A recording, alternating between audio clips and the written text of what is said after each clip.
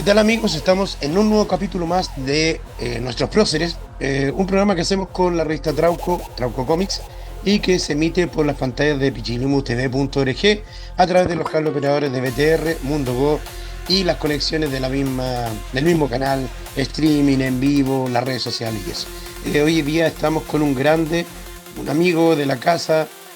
Yo lo voy a decir así, creo que es el hombre que más conoce a un baluarte de la música chilena, que es Jorge González, y es uno de los grandes investigadores que tenemos en el campo de la música. Con ustedes y conmigo, por supuesto, don Emiliano Aguayo. Hola Miguel, un gusto. Muchas gracias por la invitación. Usted tira puras flores porque también usted hay que tirarle varias porque también es parte de esa historia. El entrevistado, mira, vamos a ir con la pregunta pura y dura. ¿Cuándo, porque siempre la he tenido, no te la he dicho, pero antes te la voy a decir, siempre he pensado, ¿cuándo tomaste la gran decisión de ser periodista? Yo siempre en el colegio fui el que leían los actos, siempre fui presidente de curso, fui presidente de centro de alumnos, entonces siempre tuve la vocación de comunicar de alguna manera. Vivía en el sur y en los 90 se leía en la prensa, se veía mucho que algunas carreras iban a estar saturadas en cierto momento. Entonces, en algún momento se habló de periodismo, que hoy día tal vez es un poco, pasa un poco eso, pero bastante más tarde de lo que se decía ya en esa época.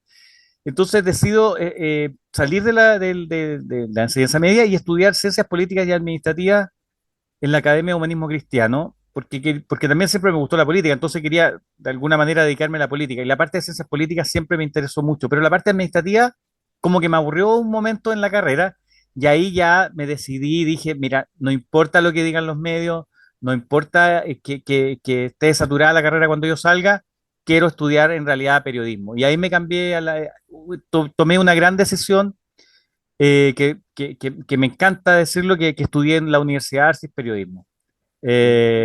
Aunque la Academia de Humanismo Cristiano también fue una tremenda escuela y donde todavía me contacto con compañeros de esa carrera.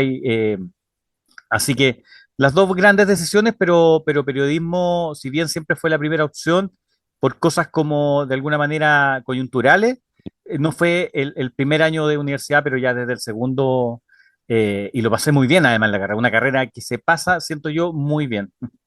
Emiliano, también tengo otra pregunta que hace rato que te la quería preguntar. ¿Por qué la música? Porque sé que tú has hecho mucho más que eso.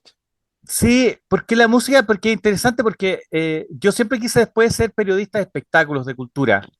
Yo siempre le cuento yo hago clases también, y le cuento a los estudiantes que ir de la universidad a la casa, de la casa a la universidad, es lo mínimo que puede hacer y hasta no lo recomiendo. Lo que recomiendo es, de repente, hasta no ir a clases, pero no ir a clases no por flojera, no porque me quedé dormido, no.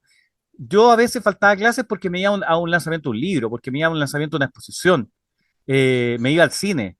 Entonces, de alguna manera siempre estaba aprendiendo lo que a mí me convenía aprender para la carrera. Entonces, siempre mi interés fue el mundo de la cultura.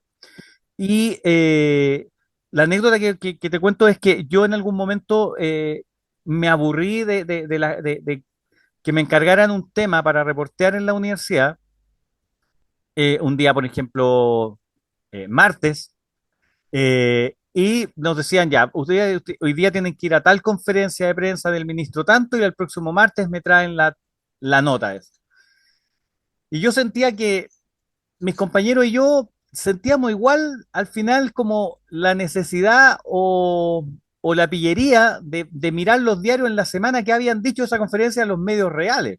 O sea, lo que había dicho la época, las últimas noticias, el Mercurio, la tercera, lo que habían dicho en televisión. Aunque uno no lo anduviera buscando, se lo topaba. Entonces, como que eso yo sentía que en realidad no me ayudaba mucho porque tenía una semana para preparar una nota que en general los periodistas preparan en el día. Y se me ocurrió una idea de ir presencialmente, porque uno antes no tenía redes sociales, internet, no se encontraba a la gente por redes sociales. Entonces fui a la calle Serrano, al diario La Época, que era mi deseo trabajar ahí cuando saliera. Me encantaba la fotografía, la línea editorial del diario La Época, y fui y pregunté si yo podía hacer una pre-práctica. Ni la universidad me había mandado, ni nada, se me ocurrió. Y me dijeron, mira, ¿y qué? te interesa? No, cultura, por supuesto. Ya, bueno, me hicieron hablar con el editor y el editor lo encontró medio raro que un cabro que estudia que le fuera a decir, mira, yo estoy aquí disponible hasta para servir el café, pero quiero estar en un medio real. Eh, y me aceptaron y me dijeron, ya, va a salir con una periodista. Y lo primero que me tocó fue una conferencia de prensa de Fito Páez en el Bueno, hotel de la Alameda, no el Crown Plaza, se me olvida en este momento, que está como al frente de San Antonio, se me olvida en este momento, nos vamos a acordar. Pero me mandan ahí y la periodista me hace, Gabriela Abade, me hace escribir la nota y después me la revisa y le encuentran varios errores, etcétera, etcétera. A otro día me toca lo mismo, Vale Bolchoy. bueno. Otro día me toca eh, la, el lanzamiento del programa Motín a Bordo de Felipe Camiroaga. La vida. También iba a ir con un periodista y llega el fotógrafo del diario, me habían citado en la pauta y todo, y yo siempre estaba acompañado de un periodista que yo hacía la nota, el periodista era como mi corrector. Y ese día el fotógrafo me dice, oye, me acaba de decir el editor que no viene el periodista, que vaya a tener que hacer tú la nota. Entonces, la nota que sale al día siguiente sobre el lanzamiento del programa Motín a Bordo de Felipe Camiroaga, me tocó hacerla a mí, firmarla a mí. Entonces, y bueno, después hasta me tocó entrevistar a Marta Sánchez, me tocó ir al Hotel Miramar, o sea, como que ya entré en eso y el mismo editor y yo como que me dijo, mira, ya, yo creo que aprendiste, te dejo en libertad de acción, ha sido un gusto, a ver si cuando seas profesional nos vemos. Lamentablemente cuando yo salí, yo hice la práctica en el canal La Red y cuando estaba haciendo la práctica de alguna manera estaba desapareciendo la época, así que nunca pude trabajar en la época, pero esa prepráctica de alguna manera deseada, con la suerte de que me aceptaran un cabro chico, o sea, yo me veo ahora y era un cabro chico en ese tiempo, fue tremendo aprendizaje y yo creo que ahí más ahondé mi deseo de ser periodista del mundo de la cultura. Así que viene ahí y eso es una anécdota que a veces no la cuento porque, pero acá agradecido que me da el tiempo para contarla porque es un consejo que yo también le doy a todos los estudiantes, que se entrometan, que su pasión la piensen aprovechar desde el primer semestre, que no solamente lo que se aprende en la sala de clases, que está súper bien, es lo que te va a ayudar después, que sean busquillas, que vayan a charlas, a workshops, a seminarios, que eso, que es lo que te va a ayudar también a desarrollarte profesionalmente. Si yo te preguntara, Emiliano, ¿cuándo te metes en el mundo de Jorge González?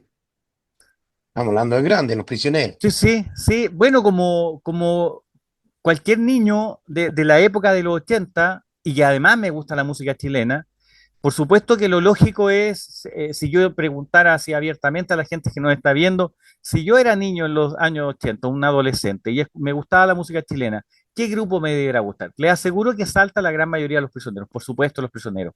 Y muchas otras bandas argentinas y chilenas también, por supuesto, pero los prisioneros además era la banda que era la banda que todo el mundo hablaba, para bien o para mal, de la que siempre había algo que decir. No eran solo canciones, y eso me encantó de esta banda, que no eran solo canciones, no era, pero que además, si tú querías solo escuchar las canciones, también las podías bailar. O sea, no estábamos hablando de la banda contestataria, que era una lata para bailarla. No, era una banda que hacía canciones bailables y además tenía una letra muy interesante y nos decía varias verdades. Entonces, Los Prisioneros fue definitivamente la banda de mi adolescencia, hasta que en algún momento empiezo a decir, ya tal vez, todavía no era periodista tal vez, pero ya empiezo a decir, en realidad en esta banda el que habla es Jorge González, el que hace las canciones es Jorge González, el que lleva el concepto prisionero, porque yo creo que todavía hay un concepto prisionero que para mí algunos integrantes de la banda original lo rompieron. No, el concepto prisionero era no farándula, no medios, no copucha a todo el mundo. Creo que integrantes de la banda después rompieron ese concepto porque a lo mejor nunca lo encarnaron. Entonces, ¿dónde está lo que me pasa a mí? Es que yo siento que Jorge González siempre encarnó el concepto prisionero porque realmente era el cerebro de la banda. Entonces, en algún momento yo hago esa separación. Y tú me dices, porque un prócer. Pero fíjate que yo, y lo podemos hablar después, yo estoy sacando un libro ahora sobre las voces de los 80 en la segunda parte con las bandas olvidadas de los 80, las que de alguna manera, y con el respeto que me merecen las bandas, que por supuesto los conozco porque los acabo de entrevistar, que son como las bandas olvidadas de los 80. Y es como lo anticomercial. Hoy día hay que hacer libros de los Bunker, hay que hacer libros de bandas argentinas, en Chile. Hoy día hay que hacer libros de tendencia, ¿no? Las ideas son o de tendencia o de gestor. Las de tendencia son cuando el caballero que vende helado en el verano empieza a llover y vende paraguas. Él no es ni especialista en paraguas ni en helado, o tal vez sí, pero él es de tendencia. Yo soy de gestor porque a mí me interesa el tema y yo le pongo todas las ganas a ese. No, no es que haga un libro por encargo, no es porque está sonando este tema. Entonces, ¿por qué digo esto? Porque así como hoy día hago un libro sobre las bandas olvidadas de los 80 que nadie lo pide, el mercado no lo pide. ¿A quién le interesa, entre comillas, yo creo que le interesa, por supuesto, la banda Contagio Valparaíso, la banda Bestseller de Temuco, la banda Rocadura de Coquimbo, Holocausto de Concepción? Esas bandas estaban olvidadas y enterradas, no hay ninguna de sus temas en los rankings. Yo quiero que con este libro aparezca alguien que hace ranking y diga, oye, esta canción no la había escuchado, se me había pasado en el ranking, la vamos a incluir. Eso quiero que pase. Ese es mi deseo, por supuesto, más allá de escribir un Emiliano, libro. en el fondo, Solo para ¿sí? cerrar el concepto. Entonces, ¿por qué te explico todo esto? Porque cuando yo fui a buscar a Jorge González para hacer un libro, no tuve una competencia. Si yo quiero hacer un libro hoy día sobre Alex Zambante, te aseguro que me encuentro a tres periodistas peleándome. No, es que yo quiero hacerlo primero, es que yo quiero hacer. No, nadie se peleó conmigo porque yo quería hacer un libro de Jorge González. La gente estaba pegada con Los Prisioneros, que es parecido, pero no es igual. Yo solo quería entrevistar al cerebro, al líder, al que tenía el concepto y al que lo tiene, al que escribió las canciones, que todavía veía estos días a Miguel Tapia cantando en un tremendo, en una plaza gigante de Colombia, cantando con el público ahí entonando Tren al Sur, por ejemplo. Es Miguel Tapia, pero Miguel Tapia, con todo el respeto del baterista de Los Prisioneros Históricos, recordemos que el disco Corazones lo escribe y lo graba solo Jorge González en Los Ángeles. Entonces, hoy día esas canciones suenan en voz de Miguel Tapia en este caso, pero claramente eh, yo sabía que el cerebro era Jorge González y ahí fui. Entonces, hoy día parece como súper comercial hacer libros sobre Jorge González. Y han salido varios después, algunos más malos que otros, eh, pero tuve la suerte de ser el que se metió en ese tema cuando nadie se metía, cuando yo le presenté a editoriales importantes el proyecto Jorge González, me decían, no, mira, con Jorge González no nos metemos.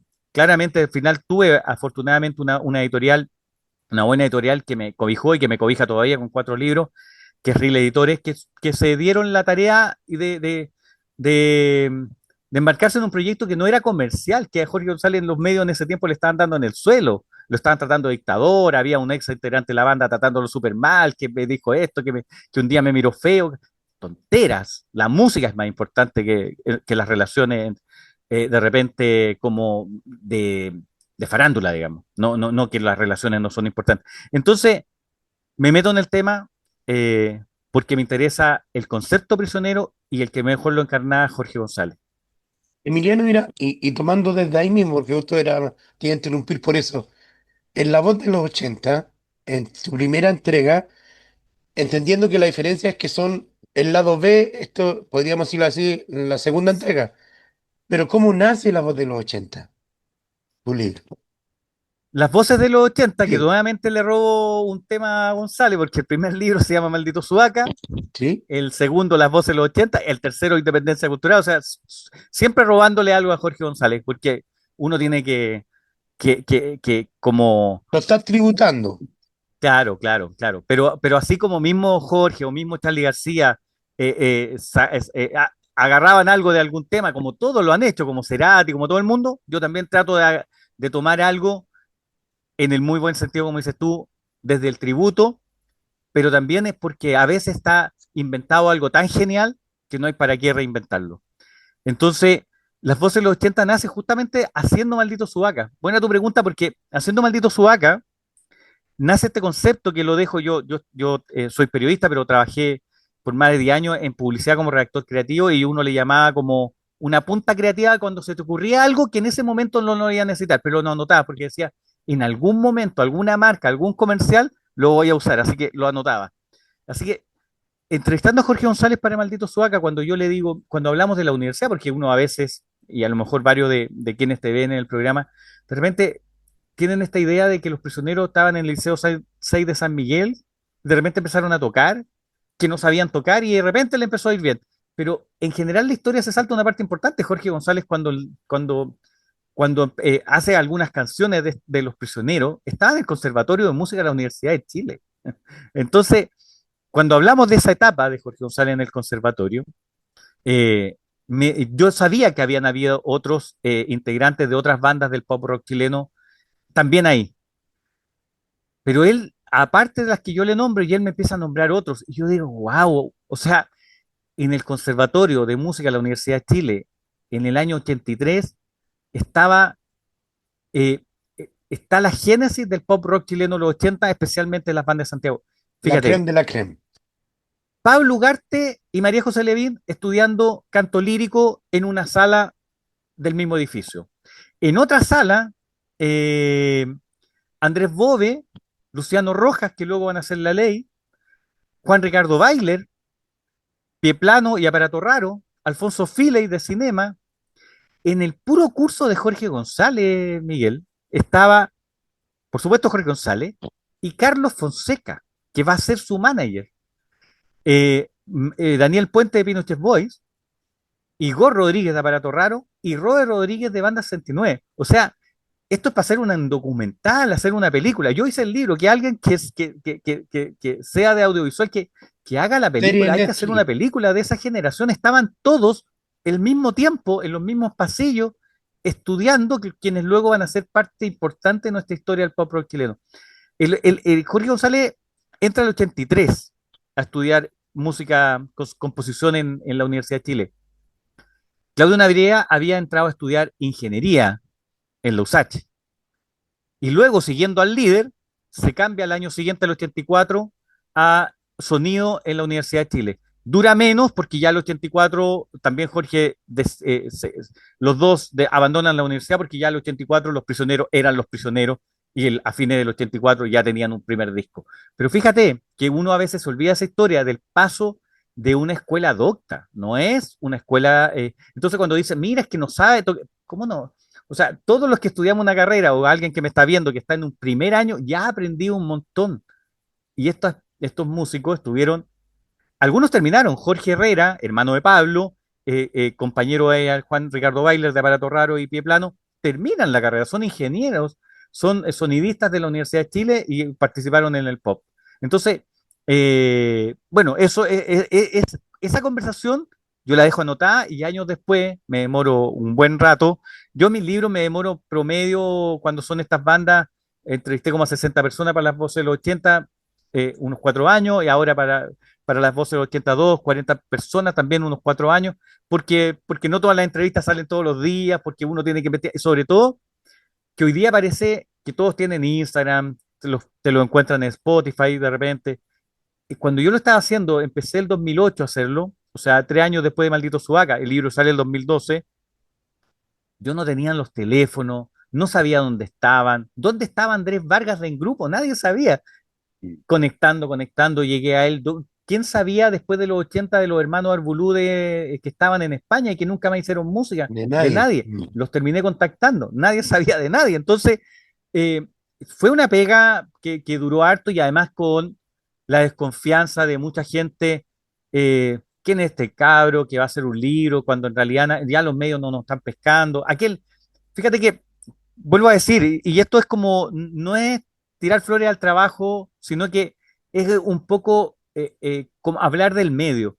Los 80 y los 90 fueron bien ninguneados, ¿no? Es que no sabían tocar, suena todo mal. Claro, no habían visto la precariedad de la escena, de los equipos, de que tenían que tocar con un bajo que se lo habían hecho de una guitarra, y tú también fuiste parte de esa escena, entonces sabes la precariedad de la escena, del país precario. Entonces, yo sentía que los 90 eran bastante mala onda con los 80 y los miraban bastante mal. Entonces yo, como buen ochentero, me propuse desde el periodismo eh, hacer un tributo a las bandas con las que yo crecí.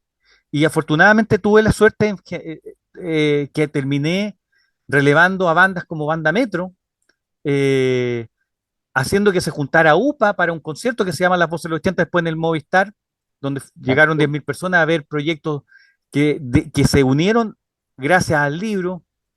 Entonces, me ha dado, Las Voces de los 80 me ha dado bastantes cosas positivas y yo creo que eso me dio las ganas de hacer un libro sobre las bandas más desconocidas todavía. O sea, ni siquiera estamos hablando de UPA, que es súper importante UPA, o de Sexual Democracia, que ya son conocidas. No, estoy hablando de otras bandas, pero que yo creo que fueron parte de esa escena y que tiraron para arriba. Igual hicieron el aguante, digamos. Entonces, hay otras que sobresalieron más, pero estos músicos también hicieron todos los sacrificios de los demás. Y yo creo que dejaron también muy buenas canciones y creía que era un momento de tributar y de recordar esas canciones. Emiliano, mira, incluso escuchándote con mucha pasión, sabiendo que eres muy buen investigador, lo tengo súper claro eso. Este último desafío igual es grande, po. Porque yo digo, a ver, alguien se embarca, como muy bien tú lo dices, en cosas que son como sandía calada. Y tú vas y vas al derrotero a buscar lo que supuestamente está en la oscuridad y lo vuelves a la luz. Entonces, ¿qué esperas finalmente de este segundo libro? ¿Qué tendría Mira, que pasar? primero yo ya me doy por pagado porque los músicos me lo han agradecido bastante y que no es el deseo, pero es un agradecimiento real y que yo lo tomo y tomo y lo tomo tal cual es, ¿no? Por ejemplo, la chaqueta que estoy llevando es la chaqueta que aparezco en la fotografía del libro como autor y es con la que de alguna manera, bueno, con la que también hice el lanzamiento. Esta chaqueta me la regala Coque Piracés en la entrevista. Coque Piracés aparece por Oh, tres proyectos, por X, por Retroescape y por Dúo Top. Dúo Top que lo hace con Lito Serené, que Lito Serené luego toca oh, con Álvaro Scaramelli, La sí. Lija Diplomática y luego funda el Este. Coque Piracés tenía esta chaqueta que se la pintó él y le puso todo esto, esto es, no importa el Oh, auspicio, pero esto es una Elus original de la época, de los 80 y él la pinta atrás, está como pintado Sudamérica, está América de alguna manera, por eso todo está. Y él me dice en la entrevista, me dice, ¿sabes qué? Me lo había dicho Claudio Guzmán, un tipo bien ponderado de QEP, que además de QEP es el intérprete del himno de la canción de la campaña del No, Claudio no. Guzmán. Y él me dijo en algún momento en la entrevista de las voces de los 81, me dijo, ¿sabes qué? Yo te agradezco esto porque después de tantos años siento que esta es la entrevista más extensa, pero no solo porque es extensa, sino que es la que me preguntan más cosas que a mí me interesa contar. Como que en ese tiempo me preguntaban otras cosas. Eh, y Coque Piracé me dice, terminamos la entrevista, me dice, Xavier Minero, te voy a mostrar algo, me dice. Y va a su closet y saca la chaqueta y me dice, esta chaqueta yo la tengo guardada, yo no la conocía, por supuesto, cuando tocaba con Lito en el dúo Top y yo, esta chaqueta es la que me subía al escenario. Y atrás dice Top y todo. Dice, mira, yo la tengo guardada desde ese tiempo, te tengo mucho cariño, yo pensaba regalársela, no sé, a mis hijos y todo, pero sabes que te la quiero, me era un deseo de regalártela a ti. Siento que tú eres la Oh. persona que se la merece. O sea, es una chaqueta que tiene un valor comercial, etcétera, pero tiene un valor emocional para él y termina regalándosela a un periodista que venía conociendo. Entonces yo siento que de alguna manera yo con eso me pago. Yo no estoy haciendo esto porque quiero recibir eso, pero si lo recibo, lo agradezco igual, por supuesto. Eh, entonces yo creo que muchas veces somos bien ingratos con la música chilena. Somos tan ingratos que si cobra 20 lucas la entrada a un músico chileno, le decimos, oye, pero bájale un poquito. Pero si nos cobran 80 lucas a un músico extranjero que a veces puede presentar lo mismo, alguien me puede decir, no, pero es que hay un salto cualitativo, pero comparemos de repente y a veces entregan lo mismo. y si entregan más o menos, también depende mucho de uno. A mí me puede gustar mucho más un músico chileno que un músico anglo, definitivamente, no tiene por qué ser siempre esta cultura, esta cosa colonizante que siempre te tiene que gustar el anglo y después lo que queda es la música chilena porque la tenemos más cerca. Entonces somos bastante ingratos en general. Y yo trato de tributar, pero también es como, yo creo que alguien más lo ha dicho, pero yo también lo pienso tal cual, es porque yo de repente digo, yo quiero leer este libro, y como no lo hace nadie, termino haciéndolo yo. Qué bonito. Entonces, este, como decías tú, un derrotero, pero lo que yo espero del libro, yo siempre, como trabajé en publicidad, más allá del periodismo, siempre tengo como, trato de ser bien conceptual con los temas. Con las voces, con Maldito Sudaca, yo quería hablar de un Jorge González a la altura de Violeta Parra y Víctor Jara, y eso está escrito, y nadie lo había visto y nadie lo había escrito antes, lo que me significó que me trataran casi de hereje porque estaba diciendo algo con que me había pegado en la cabeza. Tiempo después, afortunadamente, esa tesis ha sido validada por el medio. Incluso hay gente como que después en una entrevista en algún momento me preguntan, oye, tal persona dijo que Jorge González, ¿qué opinas tú, Emiliano, cuando estaba promocionando Independencia? Le dije, mira, no puedo estar más de acuerdo con esa persona porque el primero que lo dije fui yo y no quiero, como diría Mago al día, no quiero pecar eh, como de poco, de poco Humilde. humildad, pero, pero pero claramente hay gente que lo ha dicho como diciéndolo por primera vez. Yo solamente lo pongo esto no porque lo dije yo, sino que como dato periodístico. Me interesa que los datos sean datos, ¿no? Eh, entonces fue ese el concepto también del libro. Y, y cuando hice Las voces de los 80, el concepto era, oye, estos cabros no eran tan autodidactas. Pasaron por escuela universitaria. No solo los de Santiago, Pancho Puelma, Conservatorio Viña del Mar, eh, eh, Yogi Alvarado, estudiante de música de la Universidad de Concepción,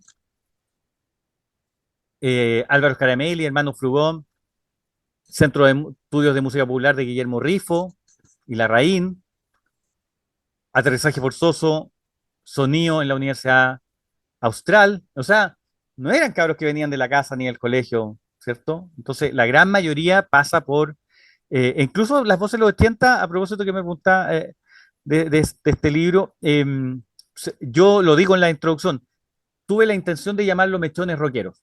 Y después le cambié nombre. Mira, Creo que también era un buen nombre. Después Independencia Cultural era seguir conversando con Jorge González y demostrar la independencia de Jorge, que siempre ha tenido.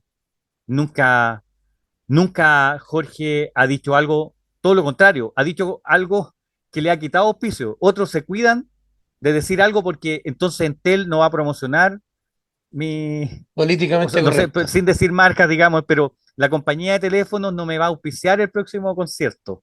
La bebida X, no, el canal tanto no me va a invitar a la entrevista si digo esto. No, Jorge siempre ha sido independiente y eso también es admirable, más allá de la música. Y con este libro, lo que me encantaría que pasara es que si se mete alguno de los temas, como la chica de la noche de contagio, niños durmiendo de plástico, eh, queremos paz de holocausto, eh, o canciones, por ejemplo, de Rocadura, del grupo que tenía Cristian Cotorrufo cuando tenía apenas 15 años en Coquimbo, que sacaron un disco. Si alguna o Enola Gay de Rimmel, que a mí me encanta y que hay un playlist, antes que se me olvide, hay un playlist que se llama Las Voces de los 80, volumen 2, Vamos a en YouTube, difundir. que tiene, son 16 bandas las que vienen en este libro y tiene 16 temas. Es un tema por cada banda y comienza con una que es demoledora, Enola Gay de Rimmel, de también unos cabros chicos de San Bernardo. Lo otro que aparece en este libro son las comunas. Aparece Peñalolén, San Bernardo, que antes era como más Providencia San Miguel, Las Condes, Providencia San Miguel, Ñuñoa. Ahora salimos de este centro y también nos vamos fuera de Santiago. Todas las otras bandas, las otras grandes bandas del pop rock, a excepción de Aterrizaje, que nace en Valdivia, y Sexual Democracia, que nace, se mantienen acá, pero Rocadura no se vienen a Santiago de Coquimbo, Bestsellers de Temuco no se vienen a Santiago, Holocausto de Concepción no se vienen, Contagio está 2 años, pero son de Valparaíso. y así entonces aparecen las regiones, aparecen las comunas más populares. Entonces estoy bastante contento y ese es mi deseo, Miguel, o Gorlak, que alguna de estas canciones que sirva Mm. para que alguien diga, mira, estas canciones, la historia se había cerrado hace 40 años y estábamos hablando de las canciones de los rankings de la música chilena y le seguíamos incorporando, pero ¿sabéis qué? Parece que hacía falta ir a escuchar otras canciones del pop, así que traigámosla y pongámosla en algún lugar de estos rankings. Si pasa eso, yo puedo ser más feliz de lo que generalmente soy. Milito, mira, te pido un favor porque tú cachai, a mí me da lata cortar, me ha pasado harto con todos mis entrevistados por el tema de los tiempos en la tele. Regálame una frase desde ti que te identifique. Eh, Periodista con gran interés en la cultura chilena, especialmente en la música chilena. Me encantaría hacer cosas con otros años, estilos de música, pero creo que ya me di la tarea de ahondar en los 80 y ahondar en la figura de Jorge González. Por lo tanto, soy tal vez un encargado desde el periodismo de relevar lo que generalmente en los medios no está, de poner nuevos temas. A Jorge González hoy día es un tema y es una tendencia y todo el mundo está tratando de hacer libros sobre Jorge González. Afortunadamente tuve la suerte de ir y buscar a Jorge González cuando nadie lo estaba buscando. Y de los 80 también se hizo un gran concierto, las bandas salieron a girar nuevamente, se hizo un programa de televisión, Las Voces de los 80 también, en el cable. Entonces, creo que si puedo seguir aportando en eso, lo voy a seguir haciendo y siempre voy a tratar de tener una nueva sorpresa en cuanto a investigaciones de ese tipo.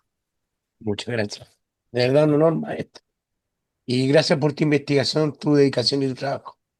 Muchas gracias, Miguel, Emilio. a ti por la invitación, un gran saludo a Pichilemo, hemos vacacionado, a Pichilemo, al canal de televisión, hemos vacacionado con mi familia y, no, y es uno de los lugares que nos encanta, así que un gusto y siempre un gusto hablar con alguien que también lo hace desde la pasión. Uno no siempre hace las cosas porque es trabajo, y si es Mm. trabajo y pasión, así como lo hacemos nosotros, es la mejor unión y por eso nos vemos tan bien, tan contentos, porque afortunadamente trabajamos lo que nos gusta. Y así que te agradezco porque también eres parte de esta cultura chilena que viene desde épocas de contracultura. Muchas gracias. Muchas gracias.